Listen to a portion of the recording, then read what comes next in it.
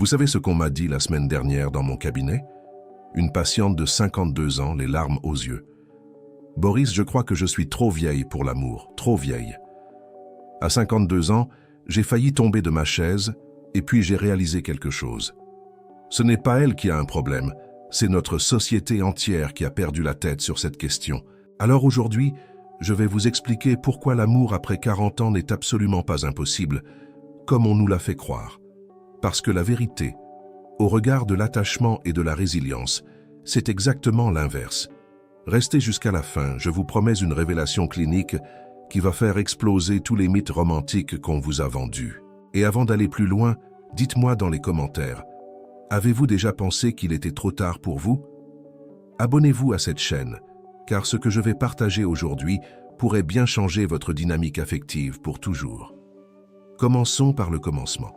Dans mon travail de neuropsychiatre, j'ai vu défiler des centaines de femmes, des milliers même, qui arrivent dans mon bureau avec cette idée toxique plantée dans le crâne.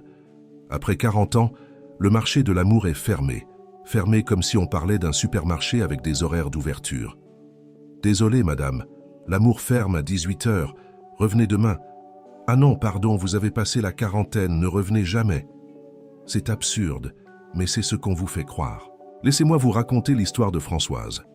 Divorcée après des années de mariage, elle débarque chez moi il y a 3 ans, persuadée que sa vie amoureuse était derrière elle. Boris, elle me dit, car mes patients m'appellent souvent par mon prénom, ça crée un lien d'attachement sécurisant. Les hommes de mon âge veulent des femmes de 30 ans. Les jeunes ne me regardent même pas. Et moi, je ne veux pas me rabaisser à chercher désespérément. Vous voyez le piège mental. Elle avait intériorisé 3 croyances toxiques en une seule phrase. Première croyance, les hommes ont tous les mêmes désirs standardisés. Faux. Deuxième croyance, chercher l'amour activement, c'est se rabaisser. Archi faux. Troisième croyance, elle n'avait plus rien à offrir. Faux également. 3 ans plus tard, Françoise vit une relation magnifique avec un homme de 58 ans qui, devinez quoi, cherchait exactement une femme avec de la maturité émotionnelle. Pas une gamine qu'il devrait éduquer sentimentalement, mais une partenaire, une égale, quelqu'un qui sait qui elle est. Mais entrons dans le vif du sujet. Pourquoi cette idée pernicieuse que l'amour devient impossible après 40 ans s'est-elle ancrée si profondément? Les raisons sont multiples, et je vais les décortiquer une par une, avec l'éclairage de l'éthologie et de la psychiatrie. Parce que moi, voyez-vous, je ne suis pas là pour vous raconter des contes de fées. Je suis là pour vous donner la vérité scientifique et clinique, et vous armer intellectuellement contre les mensonges culturels. Premier coupable, le marketing et les médias. Ouvrez n'importe quel magazine féminin, allumez la télévision, scrollez sur les réseaux sociaux. Qu'est-ce que vous voyez? Des histoires d'amour entre jeunes gens de 25 ans, maximum 35. Les publicités pour les sites de rencontres montrent des couples éclatants, bronzés, minces, jeunes. Jamais vous ne verrez une campagne massive célébrant une femme de 58 ans tombant amoureuse. Pourquoi? Parce que le jeunisme fait vendre. La jeunesse est un produit commercial et en vous faisant croire que vous êtes périmé après 40 ans, on vous pousse vers toute une industrie anti-âge. Chirurgie esthétique, produit miracle. Si vous vous sentiez bien dans votre peau, confiante et désirable à 50 ans, tout ce marché s'effondrerait. Mais ce n'est pas tout. Il y a aussi ce que l'on nomme le biais de disponibilité cognitive. C'est un terme technique, mais restez avec moi, c'est fascinant. Notre cerveau fonctionne avec des raccourcis mentaux. Quand vous voyez constamment des représentations médiatiques de l'amour jeune, votre cerveau enregistre « amour égale jeunesse ». C'est automatique, inconscient. Et puis, quand vous cherchez des exemples d'amour après 40 ans dans votre mémoire, vous n'en trouvez presque pas, car on ne vous en a jamais montré. C'est un cercle vicieux. L'absence de représentation entraîne l'absence de possibilités imaginées, et ce que vous ne pouvez pas imaginer, vous ne pouvez pas le créer.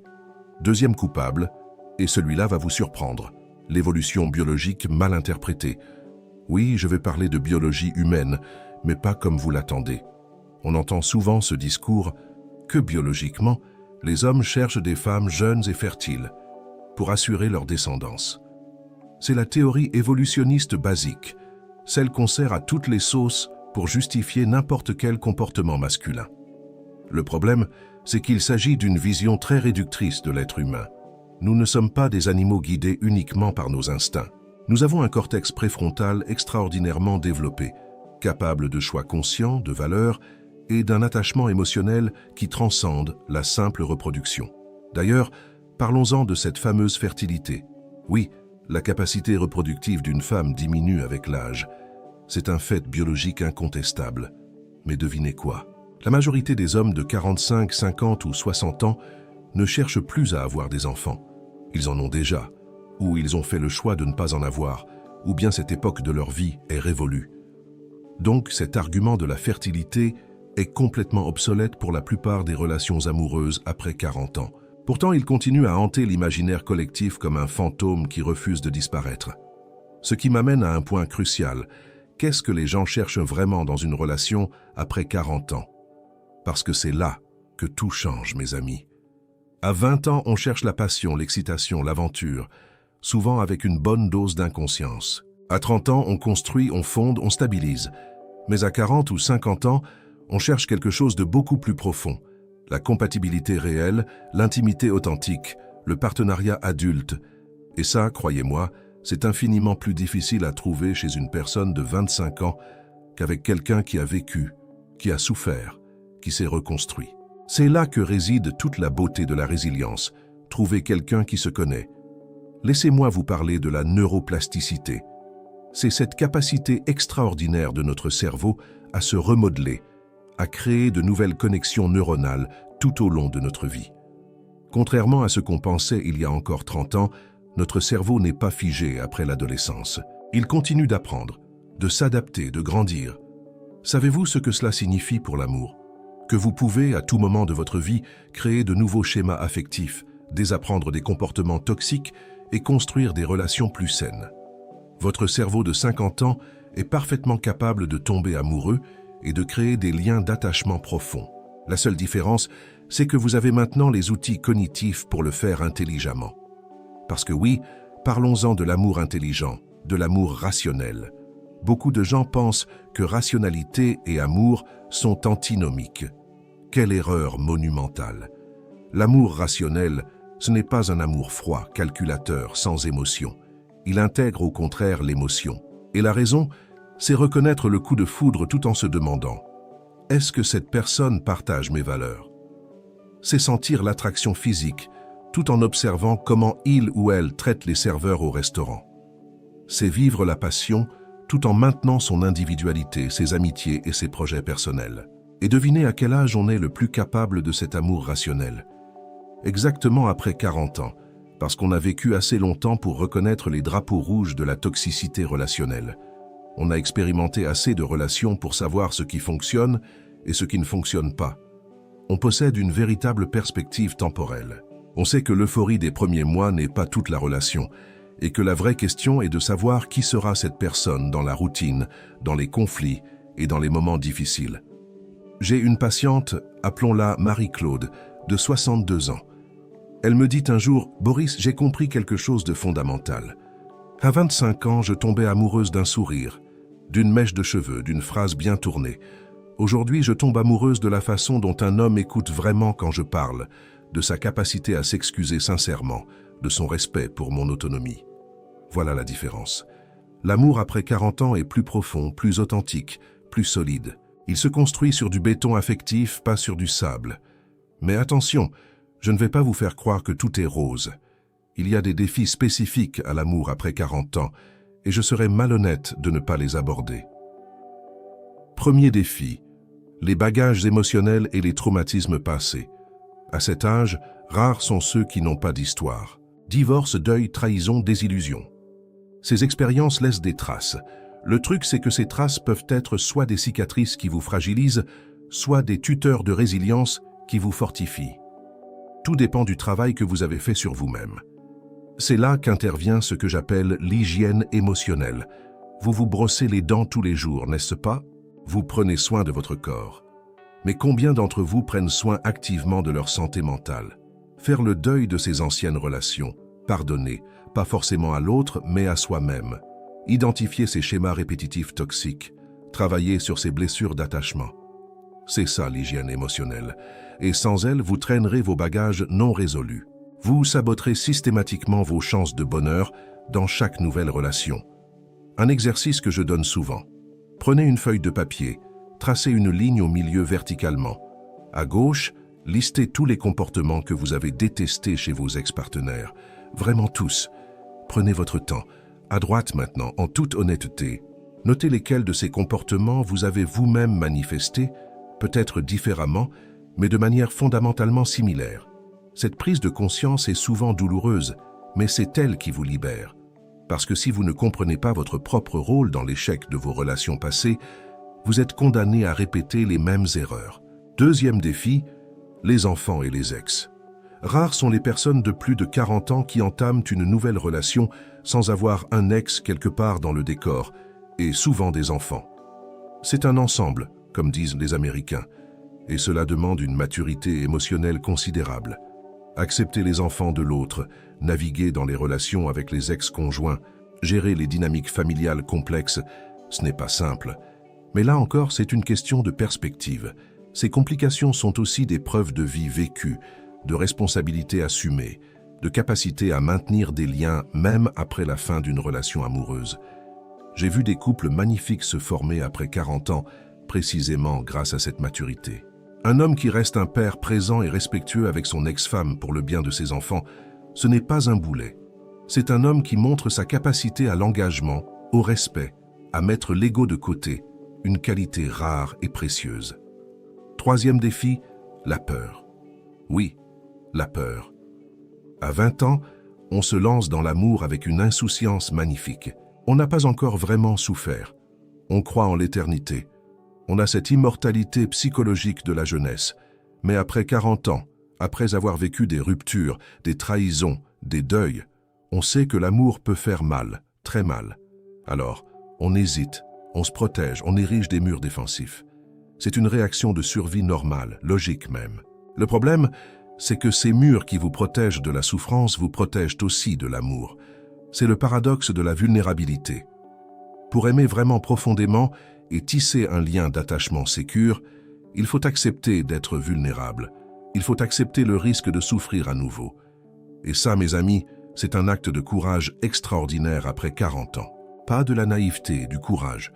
Un courage informé, conscient des risques, mais un courage quand même, parce que l'alternative, c'est quoi? Rester seul, enfermé dans sa forteresse, en sécurité, mais isolé. Peut-être que pour certaines, c'est le choix qui convient et c'est respectable. Mais si vous désirez l'amour, vous devez accepter de baisser le pont-levis de temps en temps. Parlons maintenant des changements physiologiques. Oui, le corps change avec l'âge, c'est un fait. La ménopause pour les femmes apporte son lot de transformations, de changements hormonaux, de modifications de la libido et d'évolutions physiques. Et notre société nous a conditionnés à voir ces changements comme une déchéance, une perte de féminité. Quelle absurdité! La féminité n'est pas une question d'hormones ou de capacité reproductive. C'est une énergie, une présence, une manière d'être au monde.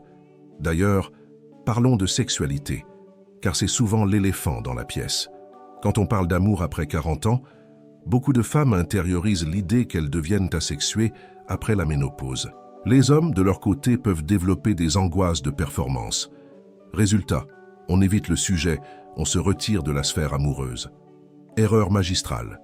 La sexualité après 40, 50 ou 60 ans peut être extraordinaire. Différente, certes, moins spontanée peut-être, nécessitant plus de communication, mais aussi plus intime et plus complice. Elle est libérée des pressions reproductives et des complexes de jeunesse. Une de mes patientes de 57 ans m'a confié « Je n'ai jamais eu une vie sexuelle aussi épanouie. Mon mari et moi communiquons vraiment sur nos désirs.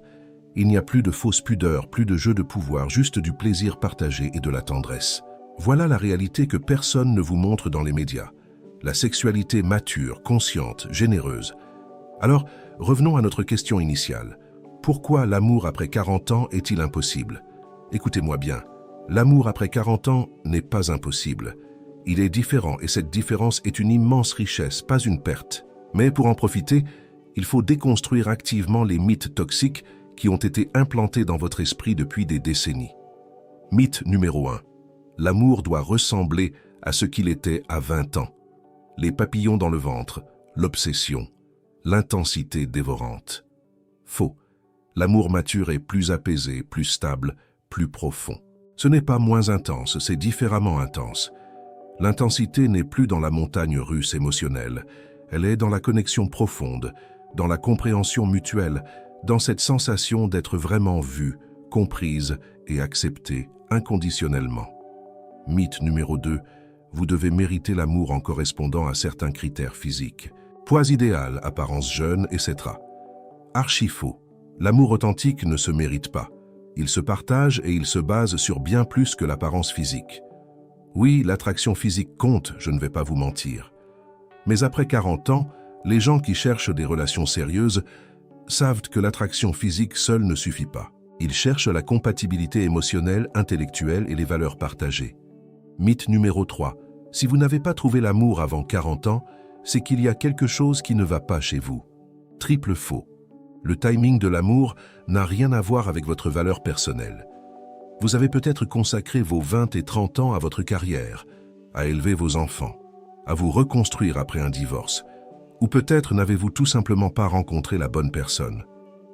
Rien de tout cela ne dit quoi que ce soit sur votre désirabilité ou votre capacité à être aimé. Vous savez ce qui me frappe le plus dans mon travail clinique, c'est de voir combien de femmes brillantes et magnifiques se sous-estiment. Elles ont réussi professionnellement, élevé des enfants formidables, traversé des épreuves avec dignité et fait preuve d'une grande résilience, mais elles se croient trop vieilles pour l'amour. Si je pouvais leur transmettre une seule chose, ce serait celle-ci. Vous êtes au sommet de votre puissance personnelle. Vous vous connaissez enfin véritablement. Vous savez ce que vous voulez et ce que vous ne voulez plus. Vous n'avez plus besoin de plaire à tout le monde. Cette liberté, cette clarté, cette force d'âme, c'est infiniment plus séduisant que n'importe quelle jeunesse. Laissez-moi vous raconter l'histoire de Sylvie, 54 ans. Célibataire depuis 7 ans après un divorce difficile. Elle avait complètement fermé la porte à l'amour. « Je suis bien toute seule », me répétait-elle, et c'était partiellement vrai. Elle avait construit une vie riche, travail épanouissant, amitié solide, voyages, loisirs. Mais au fond, il y avait un manque, un désir de partage, d'intimité et de complicité amoureuse, sauf qu'elle s'interdisait même d'y penser. Elle était convaincue que ce n'était plus pour elle. Notre travail ensemble a consisté à identifier et démonter un par un les schémas cognitifs toxiques qu'elle avait développés. Les hommes de mon âge sont tous mariés ou pris. Vérification des faits. Faux. Statistiquement, des millions d'hommes de plus de 50 ans sont célibataires, divorcés ou veufs. Je n'ai plus le physique pour séduire. Vérification. Qui décide de ce qu'est un physique séduisant? Elle projetait ses propres insécurités sur des critères imaginaires. À quoi bon de toute façon? Ça, c'est le nihilisme défensif. Quand on a peur d'essayer, on prétend que ça n'a pas d'importance. Progressivement, Sylvie a commencé à s'ouvrir à l'amour. Pas de manière désespérée, mais avec une curiosité saine. Elle s'est inscrite sur une application de rencontre pour les plus de 50 ans. Elle a accepté les invitations de sortie. Elle a laissé tomber le perfectionnisme paralysant. Et devinez quoi? 6 mois plus tard, elle a rencontré Philippe. Pas un prince charmant parfait sorti d'un conte de fées. Un homme réel avec ses propres bagages, ses propres cicatrices. Mais un homme bon, attentionné, qui cherchait exactement ce qu'elle offrait. Une relation adulte, basée sur le respect mutuel et la complicité. Aujourd'hui, 2 ans plus tard, Sylvie rayonne. Elle me dit souvent « Boris, je n'aurais jamais pu vivre cette relation à 30 ans. Je n'étais pas prête. Je ne me connaissais pas assez. Je n'avais pas cette clarté sur mes besoins d'attachement. Voilà ce que l'âge apporte. La clarté. Et la clarté est séduisante.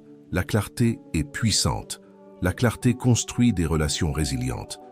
Mais parlons des aspects pratiques maintenant. Comment fait-on pour rencontrer quelqu'un après 40 ans? C'est une question légitime. Les lieux de rencontre traditionnels de la jeunesse, bars, boîtes de nuit, fêtes étudiantes, ne sont plus forcément appropriés ou attractifs. Alors où et comment? Première réponse. Là où vous êtes déjà. Dans vos cercles sociaux existants, vos activités, vos passions, rejoignez un club de randonnée, un atelier de peinture, un groupe de lecture, des cours de danse. Pas spécifiquement pour rencontrer quelqu'un, mais parce que vous vivez votre vie pleinement. Les rencontres arrivent souvent quand on ne les cherche pas désespérément. Et surtout, Ces contextes permettent de croiser des gens qui partagent vos centres d'intérêt, ce qui est une base infiniment plus solide qu'un simple like. Deuxième réponse. Oui, les applications de rencontres. Je sais, il y a une résistance. On se dit que c'est superficiel, que c'est pour les jeunes, que c'est embarrassant. Écoutez, enlevez-vous ces idées de la tête. Les applications de rencontres pour seniors explosent en popularité. Des millions de personnes les utilisent. C'est juste un outil, ni bon ni mauvais en soi. L'important, c'est la façon dont vous l'utilisez. Soyez authentique dans votre profil. Pas de photos datant de 20 ans. Pas de mensonges sur votre âge. Assumez pleinement qui vous êtes. Les bonnes personnes seront attirées par votre sincérité. Troisième réponse, votre réseau social. Vos amis, vos collègues, votre famille. Laissez les gens savoir subtilement que vous êtes ouverte à l'idée de rencontrer quelqu'un. Beaucoup de belles histoires commencent par la phrase « Un ami m'a présenté ». Il n'y a aucune honte à accepter l'aide de votre entourage pour créer du lien. Mais attention, et c'est crucial, rencontrer quelqu'un n'est que la toute première étape de l'attachement. Ce qui compte vraiment, c'est comment vous construisez la relation ensuite. Et là, il y a des pièges spécifiques à éviter après 40 ans. Piège numéro 1. La fusion rapide. Vous êtes seul depuis longtemps. Vous rencontrez enfin quelqu'un qui vous plaît et hop, vous fusionnez instantanément. Vous passez tout votre temps ensemble. Vous abandonnez vos activités et vos amis. Grosse erreur. Même à 50 ans, même à 60 ans, l'individualité est essentielle pour un attachement sain. Une relation équilibrée, c'est deux personnes entières qui choisissent de partager une partie de leur vie et non pas deux moitiés qui se complètent.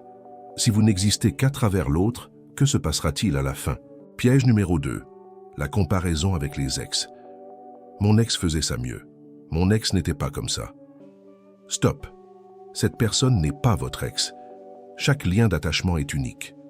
Si vous voulez que cette nouvelle relation fonctionne, vous devez la laisser exister pour elle-même sans la comparer constamment aux fantômes du passé. D'ailleurs, si votre ex était si formidable, vous seriez toujours ensemble, n'est-ce pas? Il y a eu une rupture pour de bonnes raisons. Piège numéro 3, précipiter les engagements.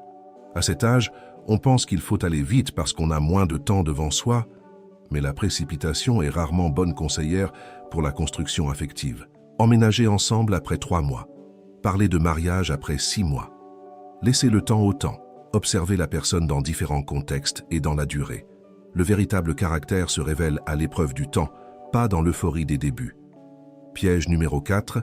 Négligez les signaux d'alarme sous prétexte qu'à votre âge, vous ne pouvez pas être trop exigeante. Bien sûr que vous le pouvez, et vous le devez même. Si quelqu'un montre des comportements toxiques, jalousie excessive, contrôle, manipulation émotionnelle ou manque de respect, peu importe son charme ou combien vous avez attendu cette rencontre, partez. Vous n'êtes pas désespéré, vous êtes sélective et c'est votre droit le plus strict, voire votre responsabilité. Parlons de l'attachement maintenant. C'est un concept fondamental en psychiatrie et en éthologie humaine. Il existe 4 grands styles d'attachement: sécure, anxieux, évitant et désorganisé. La majorité des adultes ont un attachement sécure, ce qui signifie qu'ils sont capables d'intimité sans perdre leur autonomie et capables de gérer les conflits sainement. Ils sont capables de faire confiance sans être naïfs, mais beaucoup de personnes, surtout celles qui ont vécu des traumatismes ou des relations difficiles, ont développé des attachements insécures. L'attachement anxieux se manifeste par une peur constante de l'abandon, un besoin de réassurance excessive et une grande difficulté à supporter la solitude.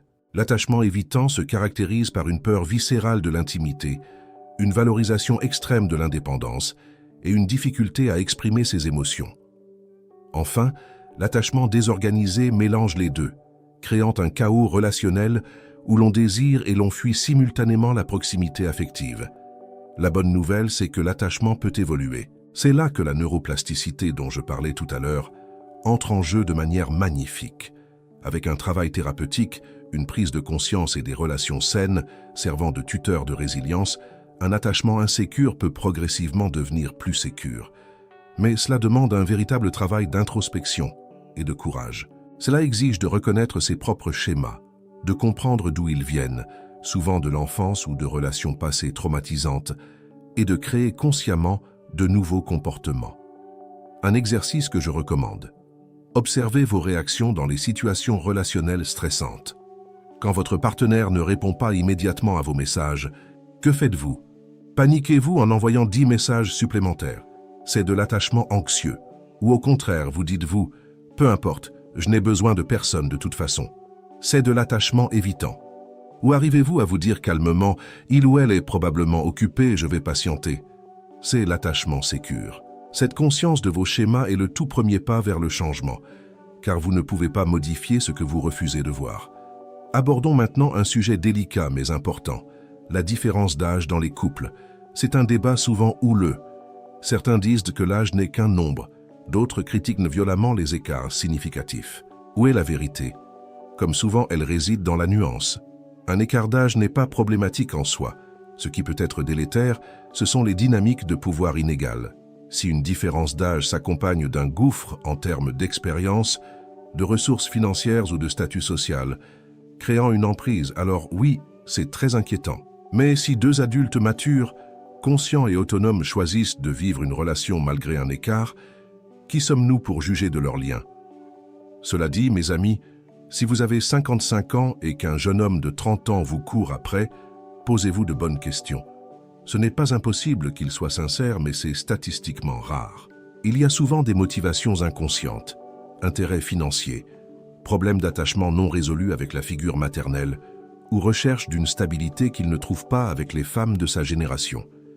Ce n'est pas une fatalité, mais soyez vigilante. Demandez-vous sincèrement ce que vous venez chercher au fond de cette dynamique particulière. Si c'est uniquement la validation de votre attractivité par le regard d'un homme plus jeune, ce n'est pas une fondation très solide pour construire la résilience d'un couple. À l'inverse, une femme de 50 ans avec un homme de 65, ou vice-versa, pourquoi pas? Les écarts se ressentent beaucoup moins à cette étape de l'existence. Vous êtes globalement tous les deux dans la même phase de développement de la vie. Parlons de l'aspect matériel et financier, car c'est aussi une réalité des relations après 40 ans. Deux personnes établies professionnellement, chacune avec son patrimoine, ses habitudes financières, parfois des obligations envers des enfants ou d'anciens conjoints. Comment gérer tout cela? C'est un sujet crucial qui, s'il n'est pas abordé avec clarté, peut devenir une source majeure de conflits et fragiliser le couple. Ma recommandation de clinicien, transparence totale et respect de l'autonomie financière de chacun. Vous n'êtes absolument pas obligé de fusionner complètement vos finances pour prouver votre amour. Beaucoup de couples matures fonctionnent de manière très harmonieuse, avec des comptes séparés et un compte commun pour les dépenses partagées. Chacun conserve ainsi son autonomie et sa liberté d'action, tout en contribuant équitablement à la vie du foyer. Et surtout, parlez-en ouvertement dès que la relation commence à devenir sérieuse et engageante. Discutez sans tabou de vos situations financières respectives, de vos dettes éventuelles et de vos projets à long terme. C'est une démarche pragmatique, adulte et tout à fait nécessaire. L'amour romantique ne paie pas les factures, mes amis. La profondeur des sentiments n'exclut en rien le bon sens et le pragmatisme du quotidien. Une question qui revient très souvent dans mon cabinet. Faut-il vivre ensemble? Encore une fois, il n'y a pas de réponse universelle toute faite. Certains couples matures sont très heureux en vivant séparément, ce qu'on appelle vivre ensemble mais séparément. Chacun conserve ainsi son propre espace vital, son intimité profonde et son rythme de vie. Ils se voient régulièrement, passent des nuits ensemble, partagent de belles activités, mais rentrent chacun dans leur propre foyer. Pour certaines personnes, c'est la formule idéale qui combine l'intimité d'un lien d'attachement fort et la préservation de la liberté personnelle. D'autres, au contraire, préfèrent la cohabitation classique sous le même toit. Ils aiment la proximité physique et la complicité réconfortante du quotidien que cela implique. Il n'y a pas un seul bon choix absolu. Il y a uniquement le choix qui vous convient intimement, en fonction de votre personnalité, de vos besoins de sécurité et de votre situation familiale. L'important, et je ne le répéterai jamais assez, c'est la communication. Il faut oser dire ce que vous voulez, ce que vous refusez, et ce dont vous avez viscéralement besoin. Ne pas attendre silencieusement que l'autre devine vos pensées. Ne pas jouer à des jeux psychologiques destructeurs. À 40, 50 ou 60 ans, on n'a plus le temps ni l'énergie psychique à consacrer à ces enfantillages relationnels épuisants. Soyez direct, soyez clair, soyez respectueux de l'autre, mais restez ferme sur vos limites. Un dernier point sur la communication au sein du couple, apprenez à vous disputer sainement.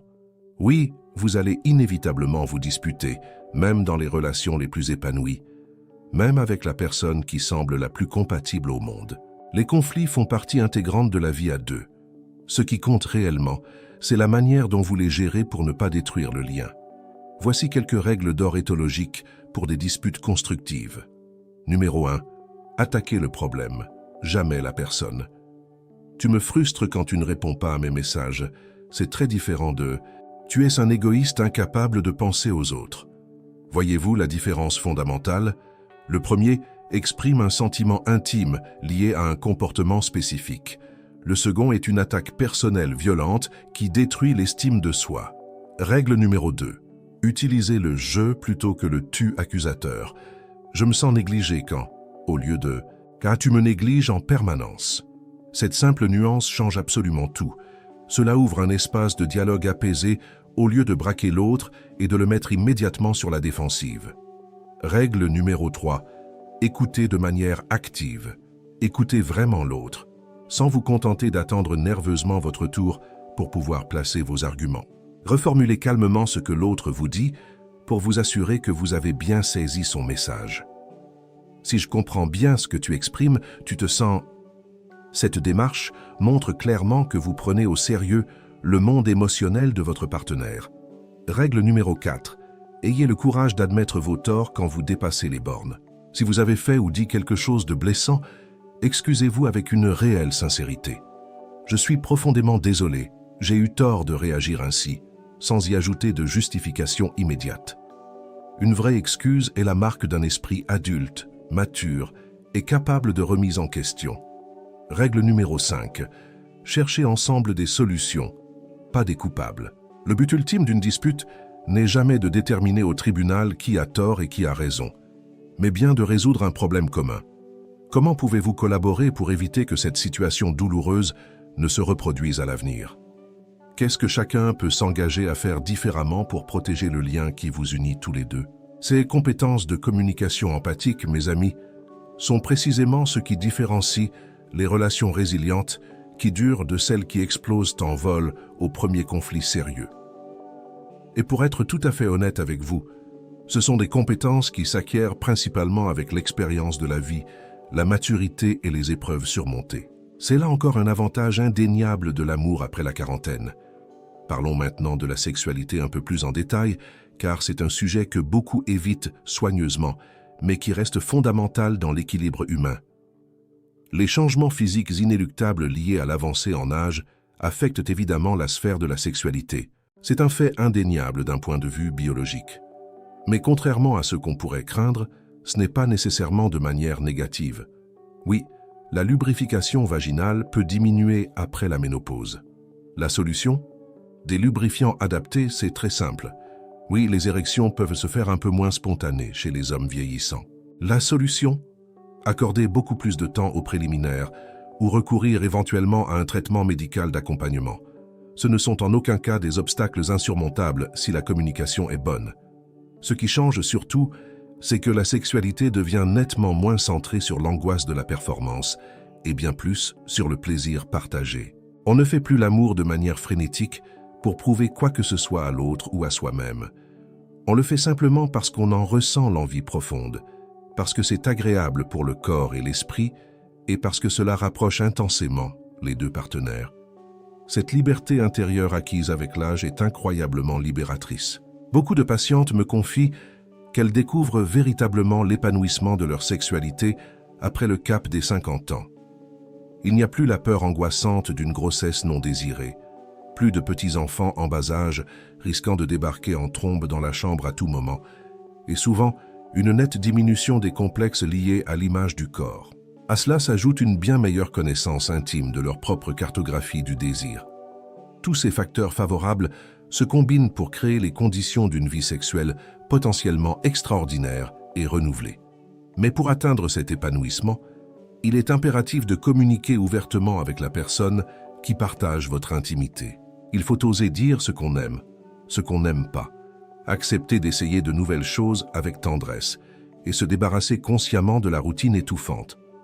Car oui, la routine sexuelle existe bel et bien, même après 40 ans.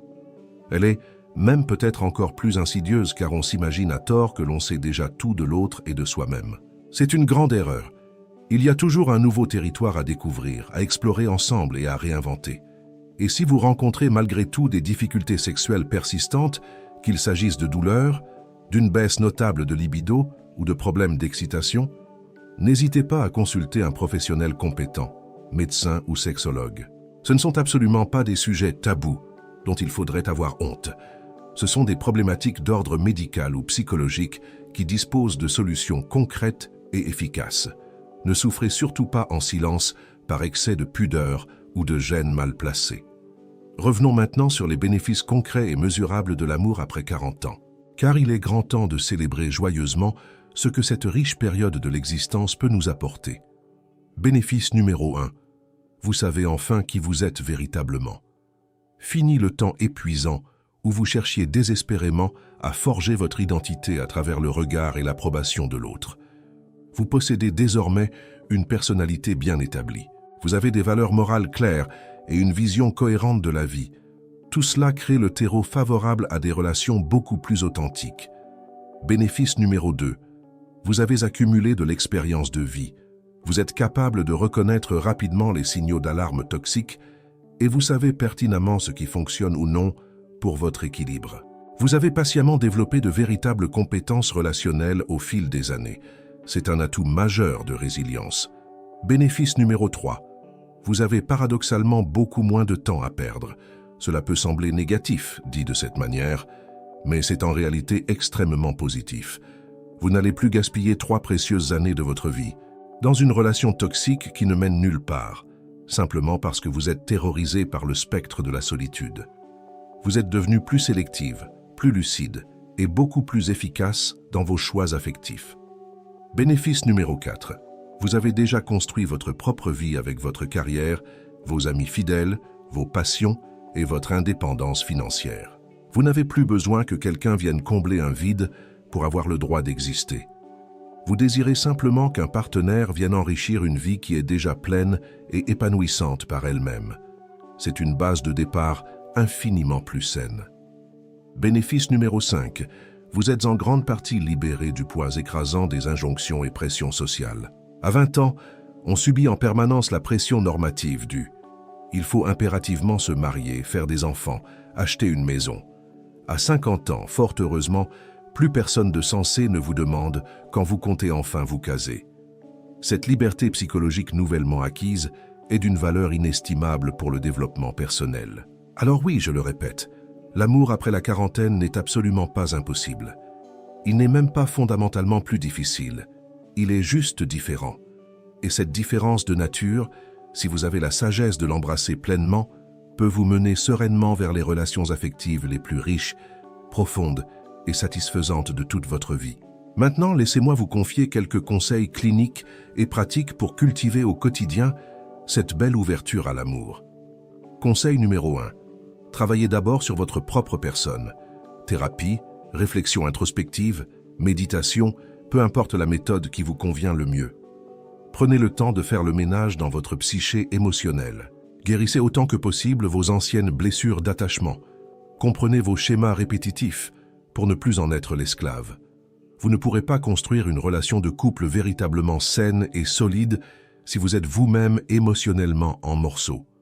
Conseil numéro 2. Osez sortir régulièrement de votre zone de confort et de vos routines bien huilées. Essayez de pratiquer de nouvelles activités stimulantes. Fréquentez des lieux inédits. Allez à la rencontre de nouvelles personnes sans arrière-pensée.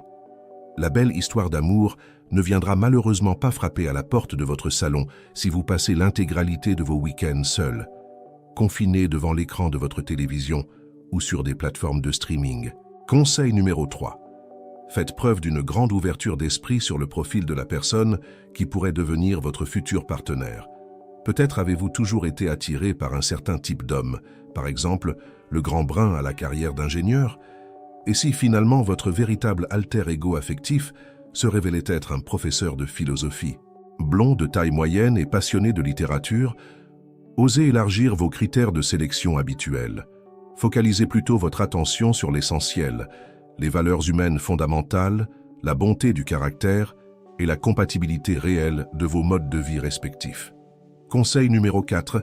Prenez soin de votre corps et de votre esprit avec beaucoup de douceur. Faites-le non pas dans le but premier de plaire désespérément aux autres, mais bien pour vous plaire à vous-même en priorité. Pratiquez un exercice physique régulier, adoptez une alimentation équilibrée, veillez à avoir un temps de sommeil suffisant et réparateur, et portez des vêtements dans lesquels vous vous sentez profondément à l'aise et en accord avec vous-même. C'est un fait éthologique indéniable. Quand on se sent profondément bien dans sa peau et serein dans sa tête, cela rayonne à l'extérieur, et c'est naturellement très attirant. Conseil numéro 5. Prenez le temps de cultiver précieusement votre vie sociale. Vos amis sincères sont d'une valeur inestimable. Ce sont de merveilleux tuteurs de développement affectif. Ne commettez pas l'erreur de les abandonner du jour au lendemain dès qu'une opportunité romantique pointe le bout de son nez. Une vie psychologique véritablement équilibrée inclut l'amour romantique, bien sûr, mais tout autant l'amitié profonde, les liens familiaux nourrissants et les loisirs personnels.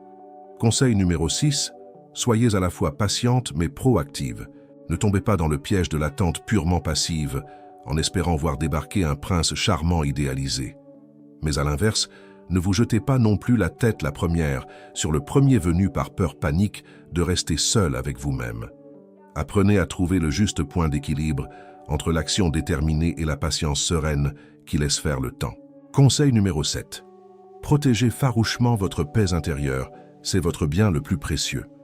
Si quelqu'un perturbe de façon chronique et toxique votre tranquillité d'esprit, si une relation compliquée finit par vous drainer beaucoup plus d'énergie qu'elle ne vous en apporte, ayez la lucidité et le grand courage de plier bagages et de partir sans vous retourner.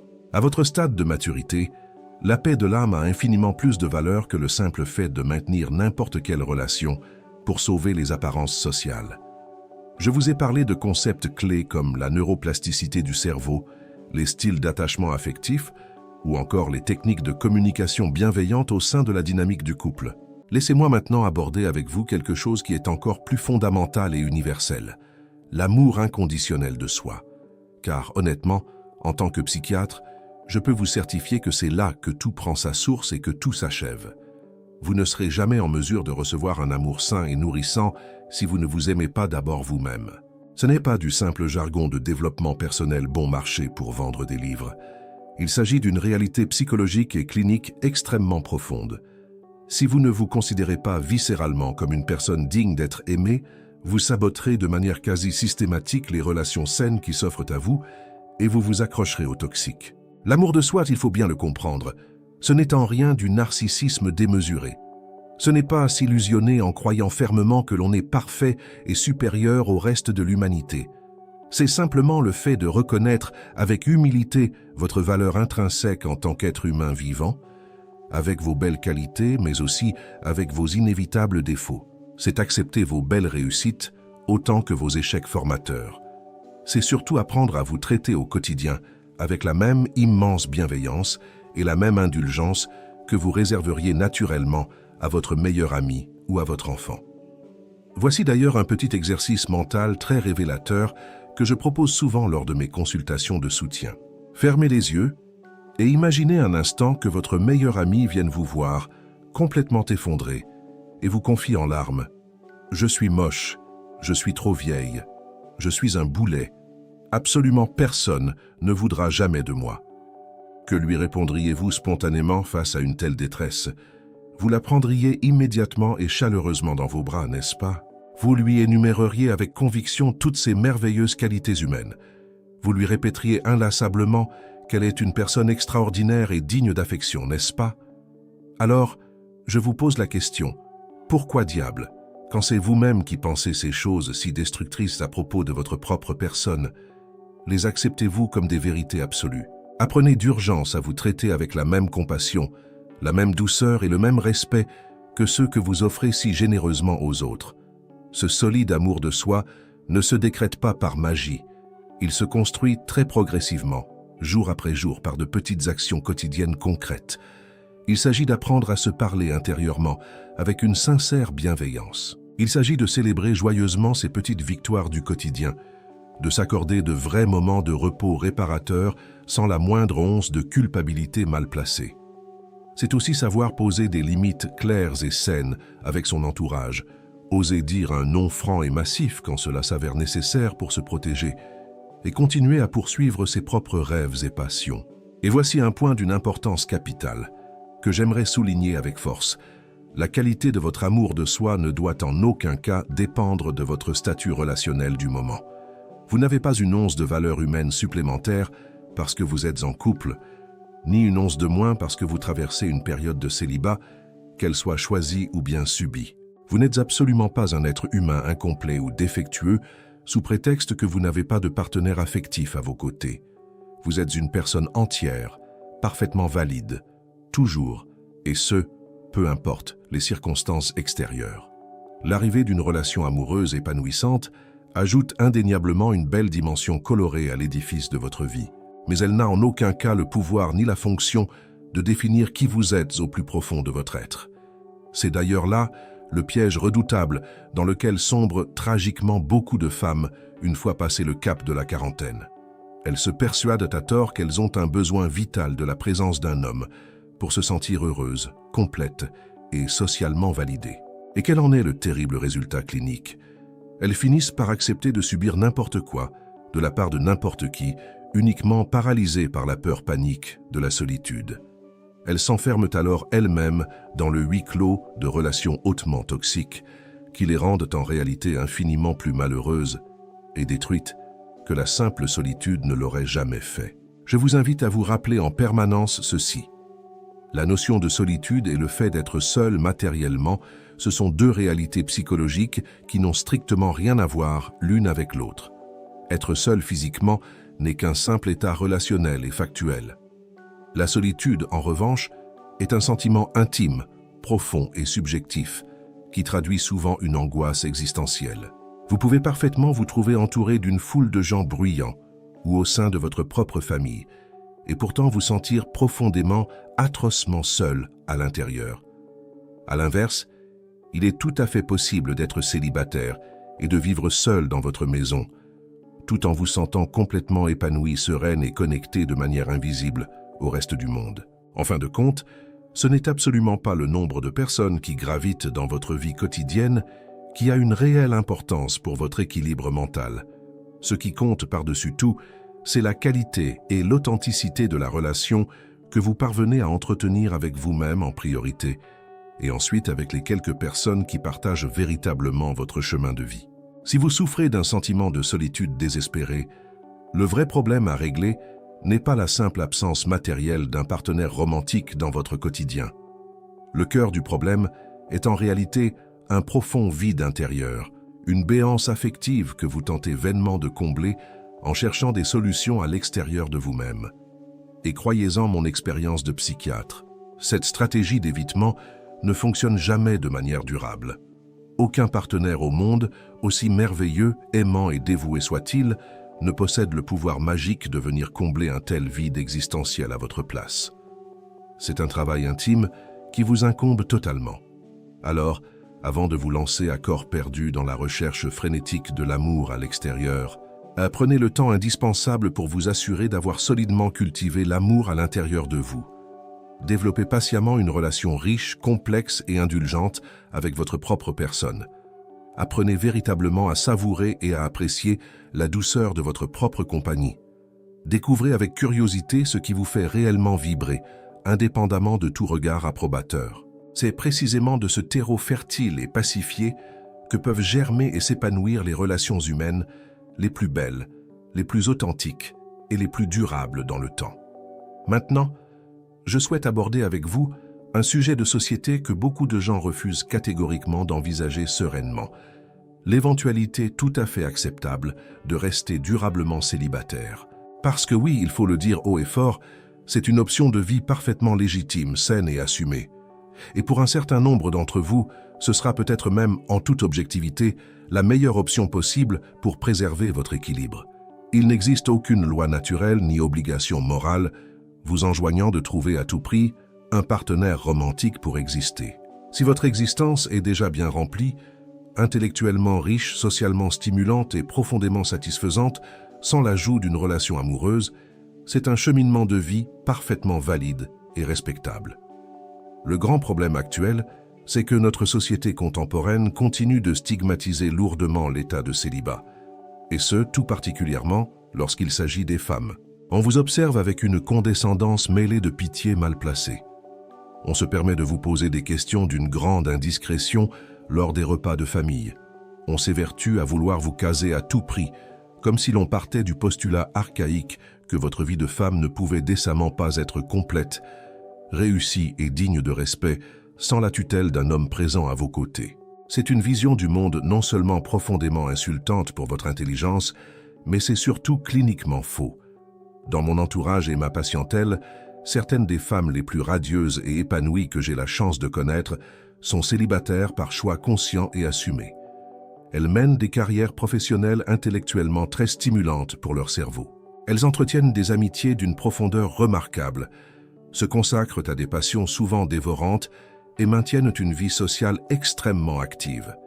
Elles voyagent à travers le monde, elles créent des œuvres, elles s'engagent dans des associations pour contribuer au bien commun. Elles sont profondément heureuses dans leur quotidien. Point final. Il n'y a rien à ajouter à cela.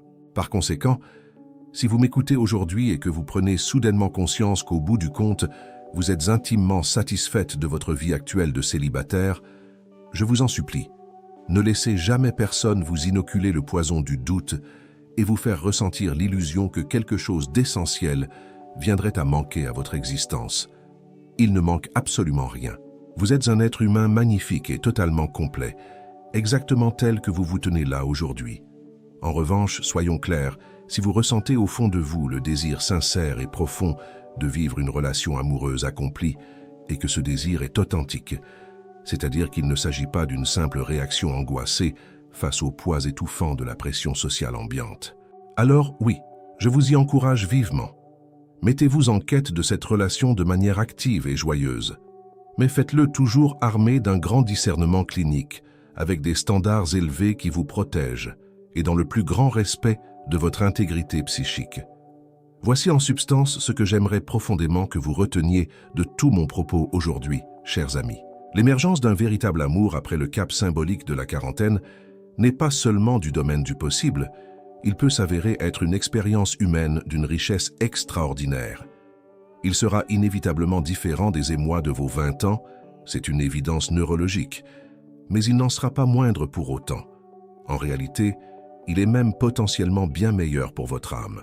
Il sera un amour infiniment plus conscient de lui-même, beaucoup plus mature dans son expression et surtout d'une authenticité rare. Vous disposez aujourd'hui dans votre besace de ressources et d'atouts psychologiques considérables que vous n'aviez tout simplement pas la chance de posséder durant la tumultueuse période de votre jeunesse. Vous avez pour vous l'inestimable expérience de la vie.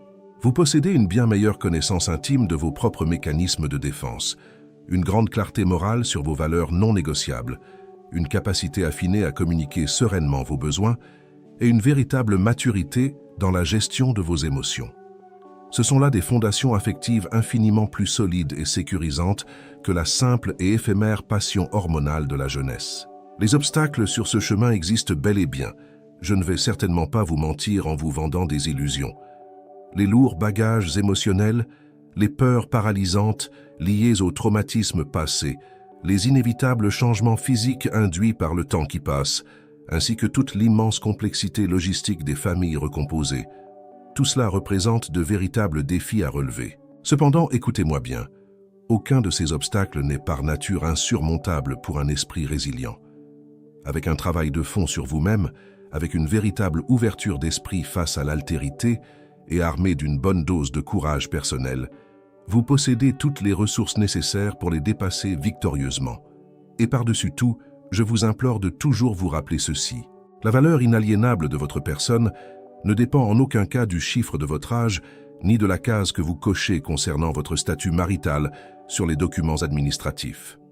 Vous êtes une personne infiniment précieuse, digne d'être aimée de façon inconditionnelle, profondément désirable, et ce, très exactement tel que vous êtes à l'instant présent, avec votre histoire et vos cicatrices.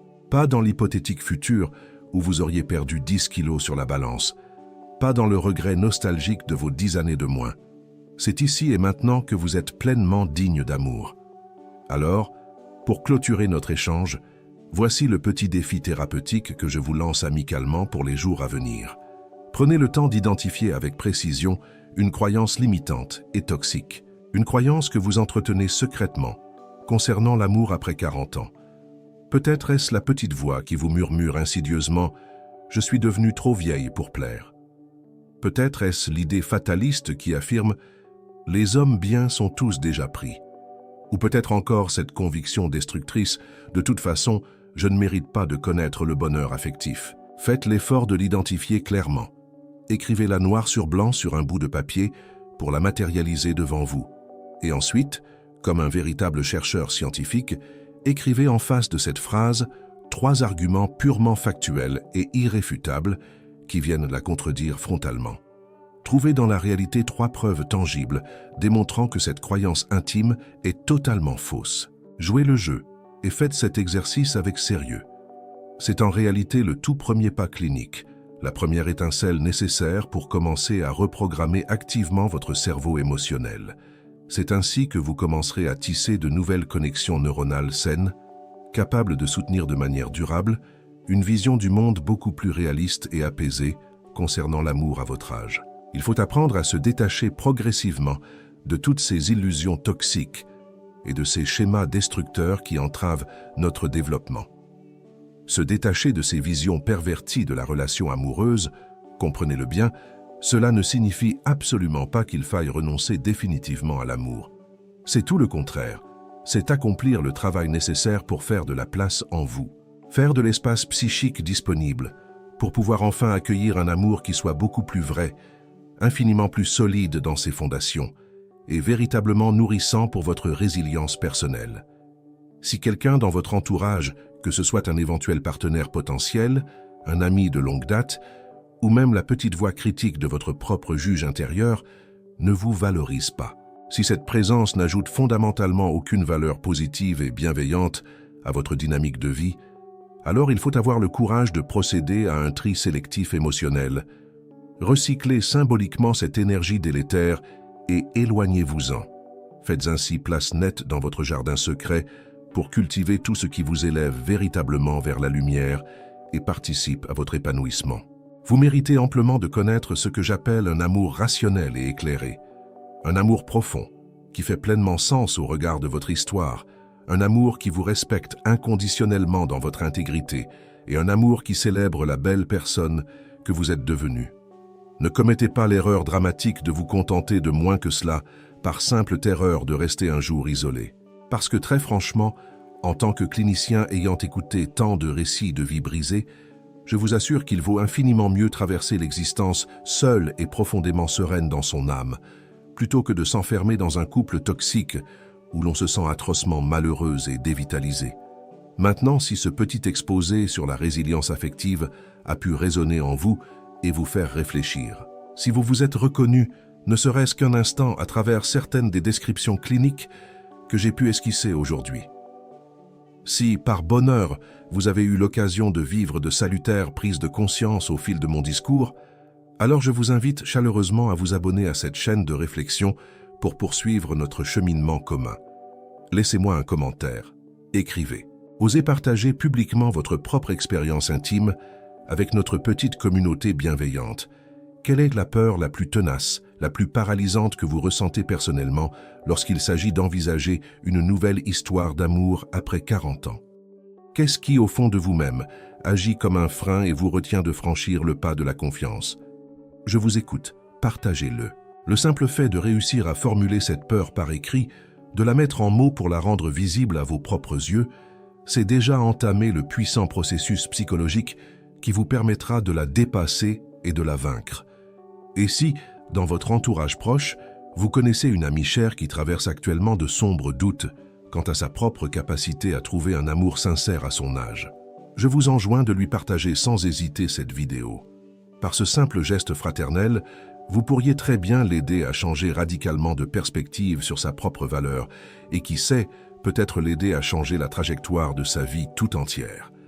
Vivre une grande histoire d'amour passé la quarantaine n'est pas une utopie romanesque, ni un rêve candide et strictement impossible à atteindre. Il s'agit d'une possibilité clinique tout à fait concrète, accessible à chacun d'entre nous et absolument magnifique à vivre. La seule condition préalable, c'est d'avoir le courage intellectuel de déconstruire patiemment les mythes sociétaux qui nous empoisonnent l'esprit, d'accepter de fournir un véritable travail psychologique sur soi-même et de s'ouvrir à l'autre avec une bienveillance empreinte de discernement. Comprenez bien ceci, vous n'êtes pas trop vieille pour ces choses-là. Vous n'êtes pas une marchandise dont la date de péremption serait dépassée. Vous n'êtes absolument pas reléguée aux oubliettes de la séduction. En réalité, vous vous trouvez très exactement au moment le plus opportun et le plus propice de votre existence pour avoir la chance de vivre le sentiment amoureux le plus authentique et le plus riche, le plus satisfaisant et le plus apaisé que vous ayez jamais eu la chance d'expérimenter depuis votre naissance. Alors, je vous le demande avec force, arrêtez d'attendre passivement un miracle qui ne viendra pas. Arrêtez de vous sous-estimer de manière aussi cruelle et injuste envers vous-même. Arrêtez de prêter une oreille attentive aux dangereux mensonges toxiques que notre société superficielle vous raconte. Il est grand temps de reprendre courageusement le gouvernail de votre vie amoureuse et affective en main. Faites-le avec une grande intelligence du cœur, avec une dignité inébranlable et surtout avec un espoir profondément réaliste et lucide sur le monde qui vous entoure. Ce fameux amour après 40 ans dont nous avons tant parlé aujourd'hui, il existe véritablement. Ce n'est pas une chimère de psychiatre. Il est là, quelque part, et il vous attend patiemment. Au fond, la véritable question existentielle n'est absolument plus de savoir s'il est techniquement possible de le rencontrer sur votre chemin. Non, la seule et unique question qui vaille la peine d'être posée aujourd'hui est la suivante. Êtes-vous intimement et sincèrement prête à fournir le grand travail d'introspection nécessaire pour pouvoir y accéder? Moi, en tant que clinicien, je crois profondément en vos extraordinaires capacités de résilience et en votre potentiel de bonheur. Maintenant, c'est à vous de jouer. Ayez le courage de croire en vous-même tout autant que j'y crois. Et dès à présent, je vous invite à passer activement à l'action concrète. Cette semaine même, engagez-vous solennellement à faire au moins une petite démarche significative pour vous.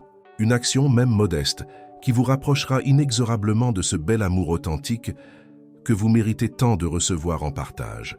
Ne serait-ce qu'une seule et unique petite chose, franchissez le pas de vous inscrire sur une application de rencontres sérieuse, trouvez le courage de rejoindre un nouveau club d'activités culturelles ou sportives pour rencontrer du monde et stimuler vos neurones de la joie. Ou bien prenez simplement votre téléphone pour appeler cet ami bienveillant qui connaît peut-être quelqu'un de formidable à vous présenter. Vous pouvez tout aussi bien prendre rendez-vous avec un bon thérapeute pour commencer à dénouer sereinement vos blocages affectifs invisibles. Peu importe la nature exacte de l'action que vous choisirez d'entreprendre, mais faites quelque chose de positif et de constructif pour vous. Car vous le savez aussi bien que moi au fond de vous, absolument rien ne changera par magie dans votre existence si vous ne décidez pas, en pleine conscience, de changer vous-même quelque chose à votre façon d'agir ou de penser. Pour conclure définitivement notre bel échange d'aujourd'hui, je vous laisse méditer tranquillement sur cette toute dernière pensée, qui résume à elle seule la beauté de notre développement. Vivre l'amour après la quarantaine, l'aborder avec le prisme de la maturité et de l'expérience, ce n'est en aucun cas chercher à retrouver désespérément et artificiellement les sensations brouillonnes et éphémères que vous aviez connues dans vos jeunes années, à l'âge de 20 ans. C'est infiniment plus grand et plus vertigineux que cela. C'est se donner l'opportunité formidable de découvrir quelque chose d'inédit. Quelque chose de si riche et de si complexe que vous ne pouviez même pas effleurer l'idée de son existence lorsque vous aviez tout juste 20 ans et que vous découvriez la vie. C'est s'ouvrir à un monde émotionnel beaucoup plus profond, beaucoup plus authentique, beaucoup plus enraciné dans le réel, et de fait, tellement plus solide et plus durable face aux inévitables tempêtes de l'existence et du temps qui passe. Je vous souhaite du fond du cœur un excellent cheminement vers cette résilience amoureuse. Mes chers amis, vous méritez tout simplement de connaître cette plénitude affective apaisée.